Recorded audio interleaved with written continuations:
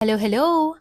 Fan ba kayo ng Pinoy barbecue? Ako kasi ay fan na fan, kaya naman pag may masarap na Pinoy barbecue akong nababalitaan dito sa New Zealand, ay gustong gusto ko talagang matry. Kaya naman nung nakaraang weekend ay dumayo kami sa West Auckland para matikman ang Noise Barbecue. Actually, si Clay and Carlo ay natikman na nila ito nung nanood kami ng LOL New Zealand, yung comedy show sa North Shore. Kaya sabi nila ay masarap daw, kaya naman naintriga talaga ako. Ang in-order namin ay yung chicken and pork barbecue nila, pork belly, and yung tero-tero. Hindi nga kami nahirapang hanapin ang location nila at napansin ko nga na malinis at maaliwalas ang lugar nila doon. Napakadali ding mag-order sa kanila dahil meron sila nitong kiosk ordering system that allows contact-free ordering for customers. Sobrang nakakaaliw nga ito dahil napaka-user-friendly, easy, and convenient to use. Mayat maya nga after naming mag-order ay sinerve na sa amin yung mga orders namin. Siyempre, hindi nagtagal ay naubos nga namin agad ang mga yan at ang masasabi ko talaga ay napakasarap,